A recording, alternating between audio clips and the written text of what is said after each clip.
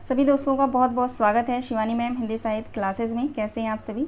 आशा करती हूँ आप लोग बहुत अच्छे हैं, स्वस्थ हैं और अपने अपने एग्ज़ाम्स की तैयारी आप सभी बहुत अच्छे से कर रहे हैं। और आज है नवरात्रि का पहला दिन, तो आप सभी को मेरी तरफ से नवरात्रि की हार्दिक शुभकामनाएं। माता रानी आप सभी के जीवन में ढेर सारी खुशियाँ बरसाती रहें। आप जो चाहते हैं वो आपको मिले आपके जीवन में, यही मेरी शुभकामनाएँ हैं। तो चलिए क्लास स्टार्ट करते हैं। आप सभी को पता है हमारा जो टॉपिक चल रहा है यूनिट 8 हिंदी नाटक। हिंदी नाटक में अभी तक मैंने जो है 9 नाटक को पढ़ा दिया है। आज की क्लास में हम पढ़ने वाले हैं एक और द्रोणाचार्य नाटक। आप सभी धैर्य के साथ क्लास में बने रहना और पूरे नाटक को जो है मेरे साथ आप लोग ज़रूर पढ़िएगा। शॉर्ट नोट्स आप लोग बनाते चलिएगा, कहीं से कुछ भी छूटने नहीं पाएगा। जो भी आप सभी की परीक्षाओं में महत्वपूर्ण है, जहाँ से प्रश्न आते हैं वो सभी मैंने लिया है। पुस्तक के माध्यम से पूरे स्टोरी को हम पढ़ेंगे और जो महत्वपूर्ण कथन है उसको भी। चलिए देखते हैं एक और द्रोणाचार्य नाटक, जिसका प्रकाशन वर्ष है 1977 ईस्वी। नाटककार हैं शंकर शेष। शंकर शेष का जन्म जो है 1933 और इनकी मृत्यु 1981 में हुआ था। आगे देखते हैं इस नाटक में जो है कुल 2 अंक हैं। कुल दृश्य कितने हैं? तो 11 दृश्य हैं, ये आप लोग याद रखिएगा। कुल पात्र कितने हैं? तो 26 पात्र हैं। आधुनिक पात्र 11 हैं और पौराणिक पात्र 11 हैं। अप्रत्यक्ष पात्र अगर हम देखें तो 4 हैं, तो टोटल मिला के 26 पात्र हो गए। प्रस्तुत नाटक 2 भागों में विभाजित किया गया है, पूर्वार्ध और उत्तरार्ध में। तो पूर्वार्ध में देखेंगे यहाँ पे तो 4 दृश्य है और उत्तरार्ध में जो है 7 दृश्य है। नेक्स्ट पॉइंट है कलकत्ता की अनामिका नाट्य संस्था ने इसे सन 1975 में श्रेष्ठ नाट्यकृति घोषित किया था। सभी जो है एक एक पॉइंट मोस्ट इम्पॉर्टेंट है, तो इसको आप लोग लिख लीजिएगा, या तो पीडीएफ में सेंड कर दूंगी टेलीग्राम चैनल पे। आप लोग मैसेज करेंगे ना तो मैं पीडीएफ दे दूंगी। अब जो है पात्र परिचय देख लेते हैं। नाटक के पात्र परिचय। आधुनिक पात्र की हम बात करेंगे। आधुनिक पात्र में पुरुष पात्र कौन कौन है? तो अरविंद है जो महाविद्यालय का प्रोफेसर आधुनिक द्रोणाचार्य के रूप में है। उसके बाद यदु है जो अरविंद का मित्र है, जूनियर प्रोफेसर है। प्रिंसिपल है कॉलेज का प्राचार्य जिसकी उम्र 60 वर्ष है। प्रेसिडेंट है कॉलेज के मालिक राजकुमार का पिता है। विमलेंदु कौन है? विमलेंदु पुराना शिक्षक जो नाटक में मरा हुआ पात्र है, लेकिन विमलेंदु प्रेत के रूप में अरविंद से संवाद करता रहता है। राजकुमार है छात्र और प्रेसिडेंट का बेटा है। आगे देखेंगे, आगे जो है चंदू है। चंदू जो है समझदार और सच्चरित्र छात्र है। अरविंद का प्रिय मित्र है, अरविंद का प्रिय शिष्य है और इसकी उम्र कितनी है? 20 वर्ष है। उसके बाद जज है, फिर वकील है। सभी पात्र ये जो पूछे जा चुके हैं, है ना, तो इन पात्रों को ये मत आप लोग सोचना कि इनमें से कुछ जो है स्किप कर दो, पूरे पात्रों को आप लोग याद रखिएगा। उसके बाद देखेंगे स्त्री पात्र में कौन कौन है। तो कृपी है जो द्रोणाचार्य की पत्नी है और अश्वत्थामा की माँ रहती है ना। लीला है अरविंद की पत्नी है। अनुराधा चंदू की प्रेयसी यानी प्रेमिका और अरविंद के कॉलेज की छात्रा जिसकी उम्र है 20 वर्ष। अब चलेंगे हम पौराणिक पात्र कौन कौन है। पौराणिक पात्र में पुरुष पात्र देखेंगे।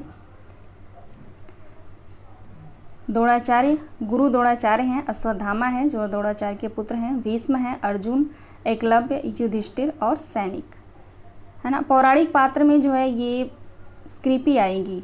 कृपी जो पात्र है ना, ये पौराणिक पात्र में आएगी। स्त्री पात्र यहाँ पे जो है ऊपर चला गया है, यहाँ नीचे होना चाहिए स्त्री पात्र में, ठीक है ना। तो आप लोग ध्यान रखिएगा, पौराणिक पात्र में जो है कृपी आएगी। चलिए आगे देखते हैं नाटक का मंचन। नाटक का मंचन जो है कितनी बार हुआ था, कैसे हुआ था, एक बार हम देख लेते हैं। इप्टा के उद्देश्यगत समानता के कारण डॉक्टर शंकर शेष के एक और द्रोणाचार्य का मंचन 79 बार किया गया है। 69 बार किया है ना। नेक्स्ट पॉइंट है 28 अक्टूबर के डॉक्टर शंकर शेष की पुण्यतिथि पर इप्टा ने पुनः उनके नाटक एक और द्रोणाचार्य का मंचन किया था।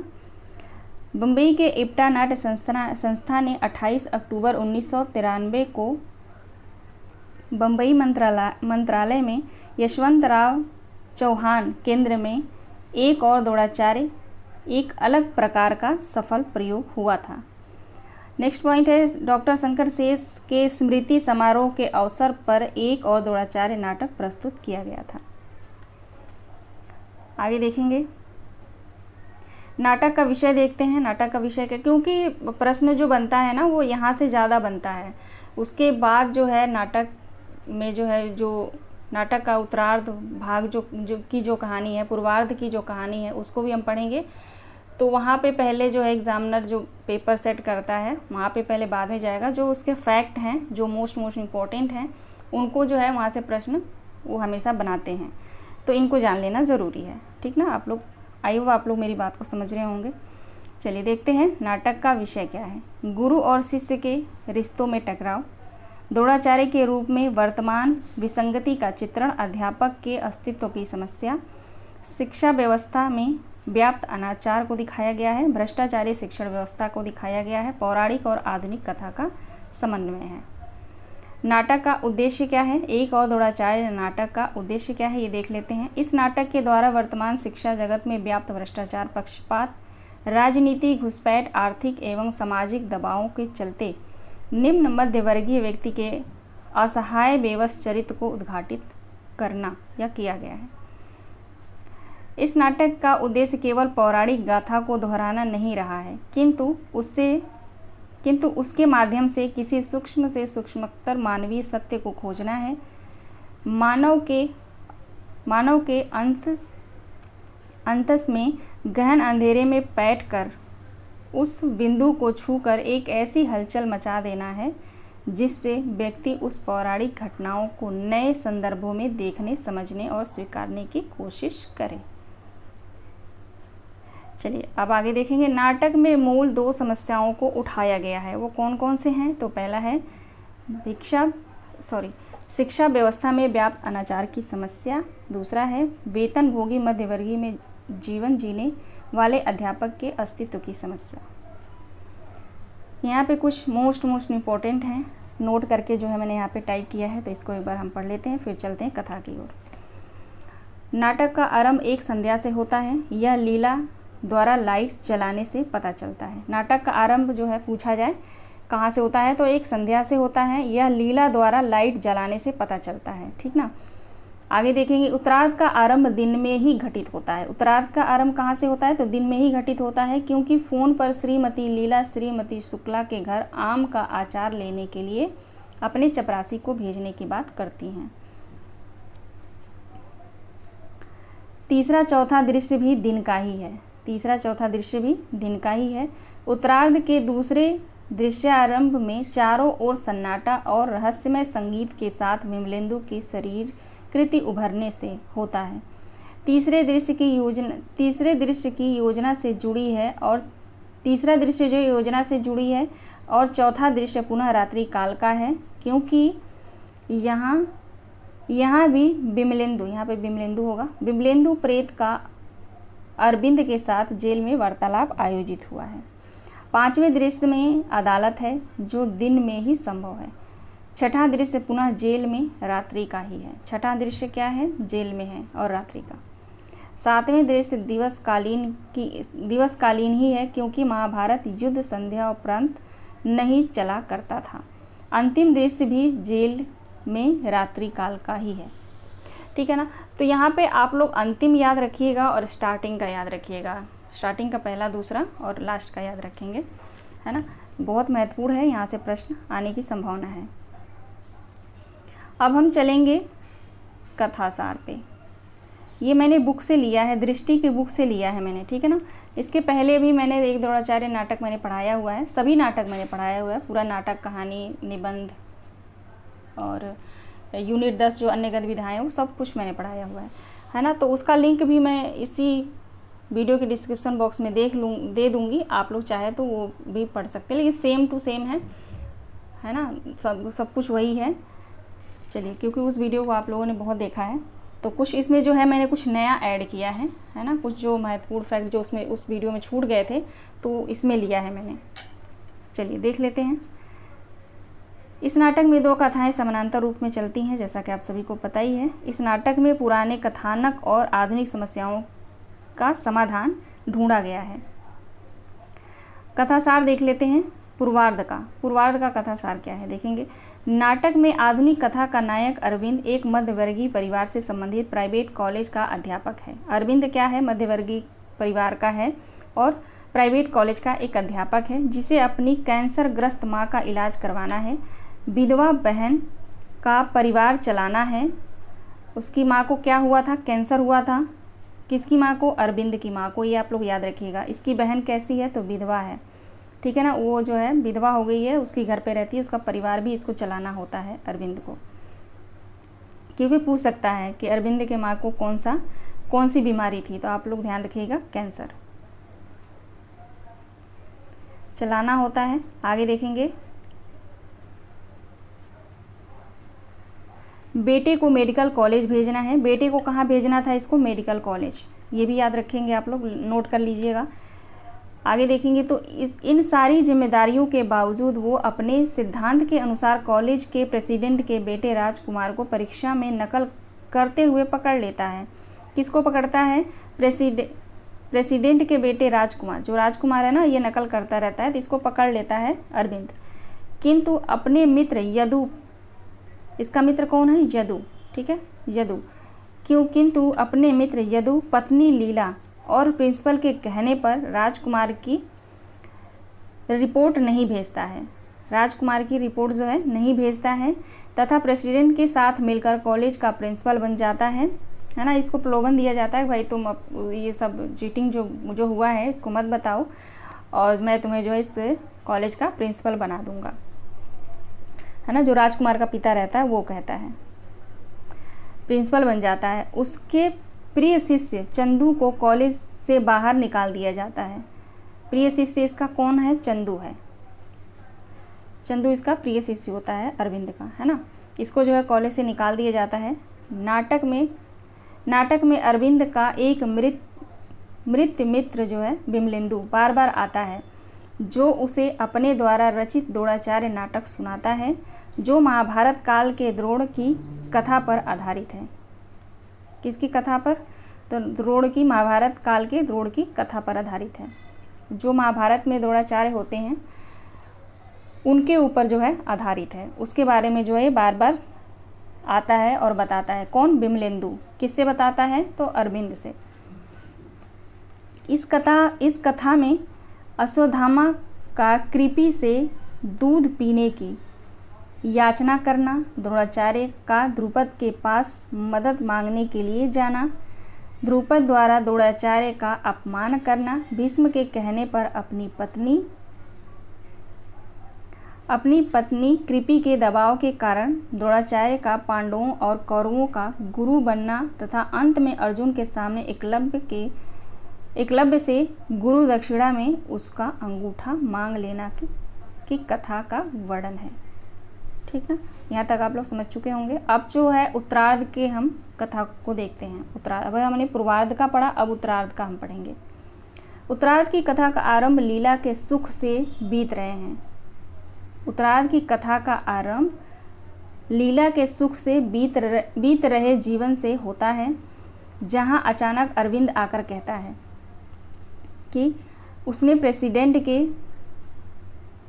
के गुंडे बेटे राजकुमार को अपने ही कॉलेज की एक लड़की अनुराधा के साथ बलात्कार करने की कोशिश करते हुए पकड़ा है और वह उसे ज़रूर सज़ा दिलवाएगा। यहाँ भी उसे उसका मित्र यदु और पत्नी लीला रोक लेते हैं। ये दोनों, जो इसकी पत्नी और इसका जो मित्र रहता है, दोनों रोक लेते हैं। लीला रोकती है लेकिन वह नहीं मानता। अनुराधा जब उसके घर पूछने आती है कि वह उसकी मदद करेगा या नहीं, तभी प्रेसिडेंट जो है यह धमकी देता है कि अगर वह अनुराधा की मदद करेगा तो वह उस पर गबन का आरोप लगाकर जेल भेज देगा। जैसा कि नॉर्मल होता भी है, ऐसा है ना, आजकल तो बहुत हो रहा है। फिर जो है आगे देखेंगे, एक बार फिर अरविंद को अपने परिवार सुख के लिए अपने सिद्धांतों से समझौता करना पड़ता है, जैसा कि महाभारत में द्रोणाचार्य ने किया था। चारों तरफ से मजबूर थे, वो पांडवों की हेल्प तो करना चाहते थे, लेकिन इधर जो है दुर्योधन के जो भी नियम कानून थे, इसमें जो भी इन्होंने उससे वादा किया था उसमें वो बंध चुके थे। चाह कर भी वो पांडवों की मदद नहीं कर पा रहे थे। वही इसमें जो है उत्तरार्ध में दिखाया गया है अरविंद के साथ। ठीक ना, देखिए समझौता करना पड़ता है। इस पर अनुराधा बताती है कि उसका प्रेमी चंदू ठीक ही कहता था कि आप बड़े बड़े निरर्थक शब्द थूकने वाले नपुंसक बुद्धिवादी हैं। ये मोस्ट इम्पॉर्टेंट कथन है। ये किसका है? अनुराधा का। अभी तो कथन हम आगे होगा, हम देखेंगे, अभी पढ़ेंगे, लेकिन यहाँ से आप लोग याद रखिएगा। अनुराधा बताती है कि उसका प्रेमी चंदू ठीक कहता था।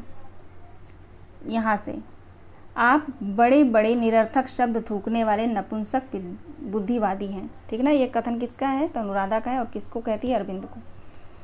इस घटना से आहत होकर अनुराधा आत्महत्या कर लेती है। अनुराधा जो है आत्महत्या कर लेती है।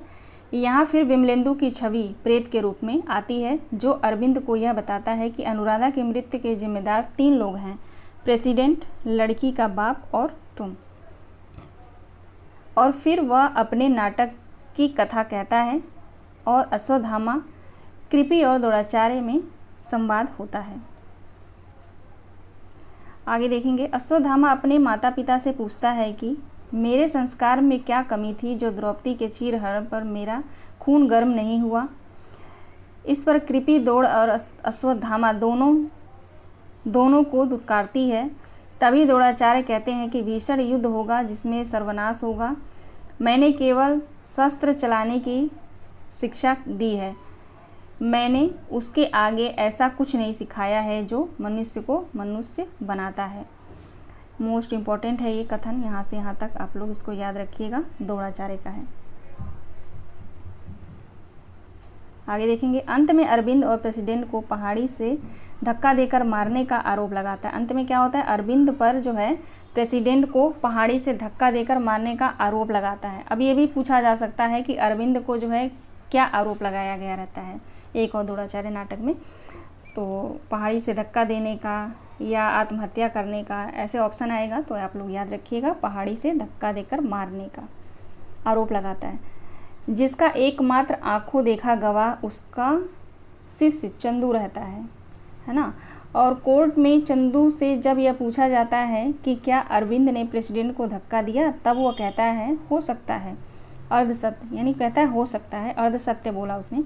फिर भी विमलेंदु का रूप आता है और द्रोणाचार्य की मृत्यु की कथा कहता है, जहाँ रणभूमि में युधिष्ठिर द्रोण को कहता है, क्या कहता है देखेंगे, अश्वत्थामा अवश्य मारा गया।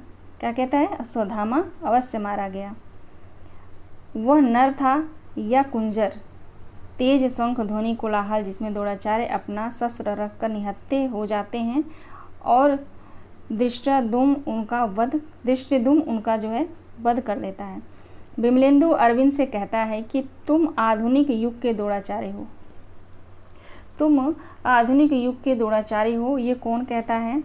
तो विमलेंदु कहता है। किससे? अरविंद से। जो व्यवस्था के दबाव के कारण कभी प्रलोभन कभी आतंक से अपने सिद्धांतों से समझौता करते हो, तुम हो एक और द्रोणाचार्य। इसी के ऊपर पड़ा है ये नाम इस नाटक का, एक और द्रोणाचार्य। अब जो है हम देखेंगे प्रमुख उद्धरण पूर्वार्ध के। पूर्वार्ध की कथा हमने पढ़ लिया था पहले, उसके जो है कथन कौन कौन से हैं ये हम देखते हैं। ये सभी कथन मोस्ट इम्पॉर्टेंट है। यहाँ से कोई भी इसमें हम ये नहीं कह सकते कि महत्वपूर्ण है या नहीं है। ये यहाँ से ये जितने भी मैंने यहाँ पे लिया है, ये सभी कथन मोस्ट इम्पॉर्टेंट है आप सभी के परीक्षाओं के लिए। तो इसको आप लोग याद तो नहीं हो पाएगा, बहुत सारा है, इतना भी नहीं है कि आप लोग याद ना कर पाएँ। कई स्टूडेंट होते हैं जो याद भी कर लेते हैं, लेकिन इसको बार बार रिपीट आप लोग करते रहेंगे तो आप लोगों को याद रहेगा। चलिए, इसीलिए मैंने सारांश जो है पढ़ा, कथा भी पढ़ाया ताकि आप लोगों को पता चल जाए, इसलिए आप आराम से कथन को पहचान लेंगे, है ना। देखिए पहला कथन है यहाँ पे, मैं सोचता ही नहीं, सोचने से फ़ायदा, लेकिन तुम हो ना मिडिल क्लास के आदमी, हर छोटे सवाल को ग्लोरीफाई करोगे, हाहाकार मचाओगे, तुम्हें पूछता कौन है। ये जो है यदु अरविंद से कहता है। कौन कहता है? यदु अरविंद से कहता है। अब देखिए दूसरा है यहाँ पे कथन, अब किस से डरूं लीला, कॉलेज को दुकान की तरह चलाने वाले उस प्रेसिडेंट से, अंगूठा छाप कमेटी मेंबरों से, चुगली खाने वाले अपने सिपाहियों से, उस लिजे बेहूदे प्रिंसिपल से, विद्यार्थियों से, क्या पूरी उम्र डरते ही रहना होगा? ये अरविंद लीला से कहता है। तो ये कथन आप लोग पहचान लेंगे, तो इसको आप लोग ना याद करें तो भी काम चल जाएगा। मुझे लगता है जो भी स्टोरी पढ़ लेगा एक द्रोणाचार्य का, वो कथन पहचान लेगा। अगला कथन है, इसलिए तो कहता हूँ नौकरी करनी है तो कान बंद कर लो, आंखें मूंद लो, मुंह खुला रखो बोलने के लिए नहीं, मुंह खुला रखो बोलने के लिए नहीं, रोटी खाने के लिए। जल्लाद से भी कहीं विरोध किया जाता है, मुझे तो सुबह से शाम तक गाली देता है। गधा और उल्लू का पट्ठा कहता है, पर क्या करूं, सुनता हूं, सुनूंगा नहीं तो जाऊंगा कहाँ, नौकरी जो करनी है। ये अरविंद लीला से कहता है। आगे देखिए, अगला कथन है, वैसे भी कौन तैयार होता है, अब तुम ही बताओ, क्या मैं खुशी से नालायक कहलाता हूँ, पर कहलाता हूँ नालायक, कहलाने के बाद भी खुशी जाहिर करता हूँ, नौकरी जो करनी है। ये प्रिंसिपल का कथन है लीला से।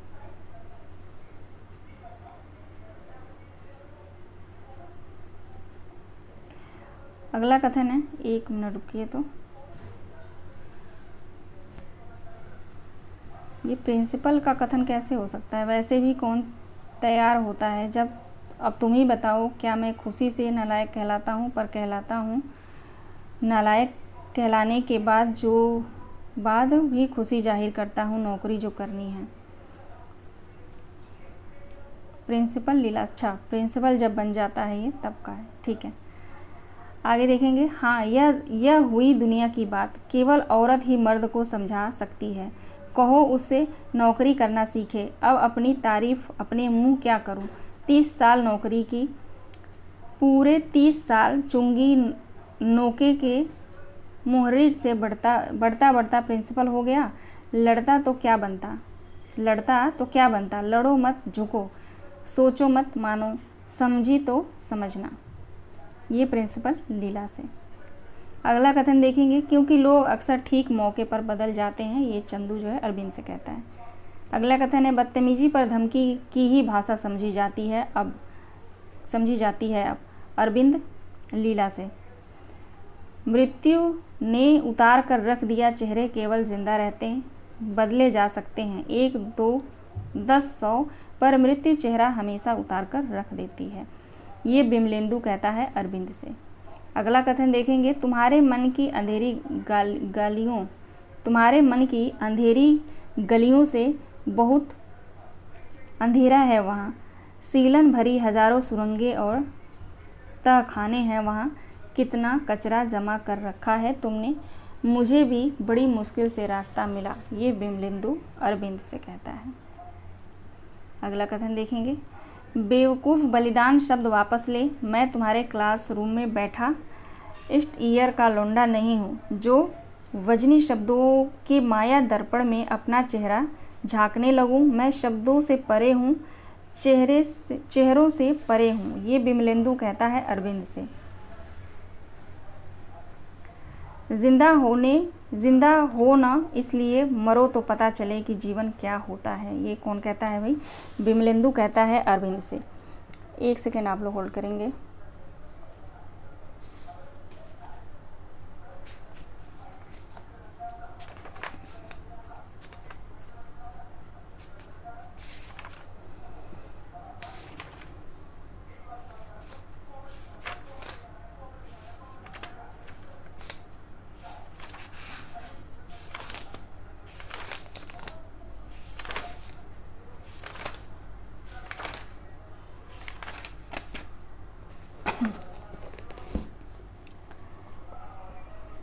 चलिए देखेंगे।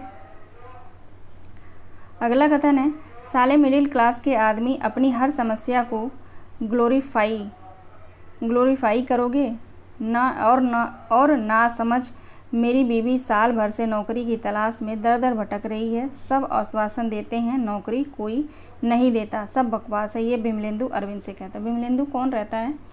तो बिमलेंदु अरविंद का मित्र है, अध्यापक, जिसकी हत्या हो चुकी होती है ना, जो उसको आप सपने में बार बार आके बात करता है।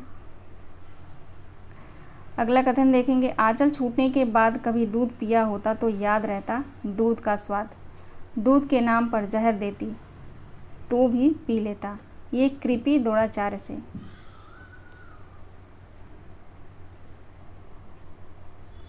अच्छा, इसमें दो कथन हैं। दूध के नाम पर जहर देती तो भी पी लेता। यहाँ से लेकर यहाँ तक जो कथन है वो ये अश्वत्थामा का है। ठीक है।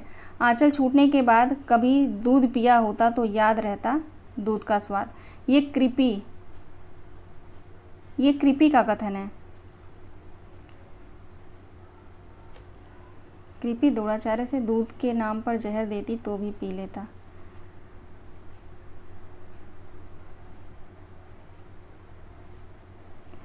पता नहीं, यहाँ पे मुझे कुछ डाउट लग रहा है। मुझे लग रहा है यहाँ से लेकर ये जो कथन है ये अश्वत्थामा का है। ठीक है ना। चलिए, इसको मैं अलग से बता दूंगी, है ना। इसको जब मैं प्रैक्टिस कराऊंगी तो मैं बता दूंगी। या आप लोगों को मालूम है तो आप लोग मुझे ज़रूर बताइएगा, क्योंकि जो भी मैंने स्टोरी पढ़ा है उसके माध्यम से मुझे ऐसा डाउट हो रहा है यहाँ पे ये कथन जो अश्वत्थामा का है ना। लेकिन आंचल छूटने के बाद कभी दूध पिया हो तो याद रहता दूध का स्वाद, तो ये कृपी द्रोणाचार्य से कहती है, ये तो सही है। ठीक, चलिए आगे देखते हैं। मैं अब ऐसी पीढ़ी तैयार करूंगा जो केवल युद्ध की परिभाषा बोलेगी, ये द्रोणाचार्य कृपी से कहता है। लेकिन मनुष्य का जन्म हमेशा एक अनचाही व्यवस्था में होता है, तो मैं क्या करूं, द्रोणाचार्य अर्जुन से। जो व्यवस्था तोड़ी नहीं जा सकती उसे विश्वास करके ही जिया जा सकता है, द्रोणाचार्य अर्जुन से। धर्म की व्यवस्था के लिए जानते नहीं शूद्रों और वनवासियों को धनुर्विद्या की शिक्षा नहीं दी जा सकती, ये द्रोणाचार्य अर्जुन से कहता है। तो ये कथन आप लोग पहचान लेंगे कि कौन कहता है किससे। अगला कथन देखेंगे। एकलव्य का अंगूठा बने रहने का अर्थ समझते हो। धनुर्विद्या पर उसका अधिकार हो जाएगा, धीरे धीरे उसकी जाति का अधिकार हो जाएगा। शक्तिशाली होने के बाद वे क्षत्रियों से स्पर्धा करोगे और परिणाम होगा वर्णाश्रम धर्म पर संकट। उसका अंगूठा छीनकर मैं इन संभावनाओं को हमेशा के लिए समाप्त कर दूंगा। तो ये कथन जो है द्रोणाचार्य का है, आप लोग अच्छे से जान जाएंगे। अगर देगा तो, मेरे ख्याल से देगा भी नहीं।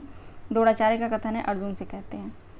वह सिद्ध करना चाहता, लेकिन ये मुझे बहुत बुरा लगता है यहाँ पे। ये जो द्रोणाचार्य ने जो किया ये बहुत गलत किया। मैं अपनी तरफ से बता रही हूँ आप लोगों को कि मुझे ये, जब भी मैं ये स्टोरी पढ़ती हूँ और ये पढ़ती हूँ तो मुझे बहुत अंदर से बहुत अच्छा नहीं फील होता। आगे देखिए, अगला कथन जो है, वह सिद्ध करना चाहता था कि वह मेरी सहायता के बिना भी महान धनुर्धर बन सकता है। कल इतिहास मेरी अपूर्णता पर हंसता है। और ये भी द्रोणाचार्य का कथन है, अर्जुन से कहते हैं। क्योंकि मैं संसार के सबसे बड़े धनुर्धर को अपनी आँखों से देख चुका हूँ। भविष्य में जब भी मुझे कोई संसार का सबसे बड़ा धनुर्धर कहेगा तो उस समय एकलव्य का गर्म खून से सना हुआ पंजा मेरा मजाक उड़ाएगा गुरुदेव। मैं अपनी अपराध भावना को कभी नहीं जीत सकूंगा। ये अर्जुन पढ़ के ही पता चल रहा है कि अर्जुन जो है द्रोणाचार्य से कह रहे हैं। अब उत्तरार्ध के जो कथन है वो देखेंगे। आप नहीं जानते, अपराध की सार्वजनिक तौर पर स्वीकृति राजनीति में आत्महत्या कहलाती है। ये प्रेसिडेंट अरविंद से कहता है। दूसरा है कथन यहाँ पे, सभी पुरुष नामर्द नहीं हो गए हैं सर, मुझे अपनाने वाला भी कोई है, उसका प्रेम मुझे लड़ने की ताकत देगा। ये अनुराधा कहती है अरविंद से। अगला कथन है, कह तो रहा हूँ। अब यहाँ पे अनुराधा कौन रहती है, चंदू की प्रेमिका रहती है। आप लोग याद रखिएगा, अनुराधा जो है चंदू की प्रेमिका रहती है, जिस पर राजकुमार बलात्कार करने का प्रयास करता है। अंत में जो है वो अरविंद उसकी हेल्प नहीं करता तो आत्महत्या कर लेती है। ठीक ना। देखिए, कह तो रहा हूँ, आत्मज्ञान हो गया है मुझे, अपने शूद्र होने का आत्मज्ञान, सड़े हुए आटे में बिलबिलाने वाला कीड़ा होने का आत्मज्ञान। प्रेसिडेंट के फ़ोन ने मुझे अपनी तस्वीर दिखा दी, समझौते के फंदे पर अपने आप को 2500 बार लटकाने वाला हूँ, दूसरों का नकाब उतारने की कोशिश में खुद नंगा हो जाने वाला मैं, मुझ पर थूको। अरविंद लीला से कहता है। अगला है कथन यहाँ पे, मुझे क्या हो सकता है, मेरी चमड़ी अब गेंडे की तरह मोटी हो गई है। मैं जानता हूँ कि सड़े गले मकान पर मलबा गिरने वाला है, फिर भी आंखें मूंद कर अपनी रोटी खा रहा हूँ। सुन भी सकोगी उस हरामी के बच्चे ने क्या कहा? मिस्टर अरविंद, आप पर 15,000 के रुपए के गबन का आरोप है, ये अरविंद लीला से कहता है। आत्मा क्या चीज़ होती है? केवल शरीर सत्य है। आत्मा वात्मा सब बकवास है, ये बिमलेंदु अरविंद से कहता है। अगला कथन है, प्रायश्चित ही करना है तो तुम भी आत्महत्या करो, लेकिन उसकी ज़रूरत नहीं। स्त्री का अपमान कोई नई बात नहीं, वह तो होता ही रहा है। क्या तुम्हारा द्रोणाचार्य कौरवों की दास्ता छोड़कर चला गया? क्या उसने तलवार उठाई?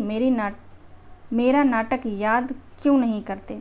द्रौपदी का सार्वजनिक रूप से अपमान हुआ, द्रोणाचार्य वहीं खड़ा था, वह चुप क्यों रहा? बोलो, चुप क्यों रहा? याद करो मेरा नाटक, याद करो। ये बिमलेंदु, ये भी आसानी से आप लोग पहचान जाएंगे। बिमलेंदु का कथन है अरविंद से। मैं भी सोच रहा हूँ, मेरे संस्कारों में ऐसी क्या गड़बड़ी थी जो मेरा खून गर्म नहीं हुआ, मेरे शब्द फुंकार खड़े नहीं हुए? बताओ माँ, ऐसा क्या नहीं हुआ? कहाँ गड़बड़ी है मेरे संस्कारों में? अश्वत्थामा कृपी से। अगला कथन है, तुम उत्तर क्यों नहीं देती? रसवला एक वस्त्रा द्रौपदी को दरबार में नंगा किया जा रहा था, फिर भी मैं चुप बैठा। आकाश के टुकड़े टुकड़े कर देने वाली मर्मवेदी आवाज़ से वह पुरुष जाति को पुकार रही थी, उसके बाद भी चुप रहा। बताओ ऐसा क्यों हुआ? ये भी कथन अश्वत्थामा का है, कृपी से कहता है। माँ, तुमने मुझे बचपन से विरोध करना क्यों नहीं सिखाया? अन्याय और अत्याचार को देखते ही अन्यायी का गर्दन तोड़ देने का शिक्षा क्यों नहीं दी? अश्वत्थामा कृपी से। उसने कहा था, आचार्य आप तो न पांडवों के रक्त संबंधी हैं न कौरवों के, आप आचार्य हैं दोनों के। क्या दुर्योधन आपका कहना नहीं मानेगा? आपको तो सत्ता का मोह नहीं है। क्या आप अपने शिष्यों की पत्नी को सार्वजनिक रूप से अपमानित होते देख सकते हैं? उठाइए अपना धनुष, आप चुप रहे क्यों? ये जो है अश्वत्थामा द्रोणाचार्य से कहता है। अपना नपुंसक आचरण ढकने के लिए मुझ पर आरोप लगाते हुए तुम्हें थोड़ी भी लज्जा नहीं आती? मैं पूछती हूँ, तुम्हारा आश्रित कहाँ मर गया है? क्या वह केवल एकलव्य का अंगूठा कटवाने या सुपुत्र कहकर कर्ण को अवहेलना करने या सीमित करने तक सीमित था? तुमने अपने शिष्यों को रोका क्यों नहीं? क्या तुम्हारा उन पर कोई नैतिक अधिकार नहीं था? बिल्कुल सही कहा कृपी ने, ये द्रोणाचार्य से कहती है। तेरा अध्यात्म चिंतन ब्रह्म ज्ञान सब ढोंग है। कहता क्यों नहीं कि द्रौपदी का खुला शरीर देखने की लालसा तुझे सता रही थी? ये जो है कृपी अश्वत्थामा से कहती हैं। बहुत होता कौरव मिलकर तुम दोनों पर हमला करते, तुम्हारा वध कर देते। उस अवस्था में मैं इतनी दुखी नहीं होती जितनी आज हूँ। मोस्ट इम्पॉर्टेंट कथन है कृपी का ये सभी। आगे देखिए अगला जो कथन है, वही दिन था उस दिन भूख मेरे सिद्धांत से बड़ी हो गई, प्रतिशोध ने विवेक को जीता। उस दिन तुमने मुझे भड़काया, उस दिन तुमने मुझे राजकीय अन्न की दास्ता में धकेला।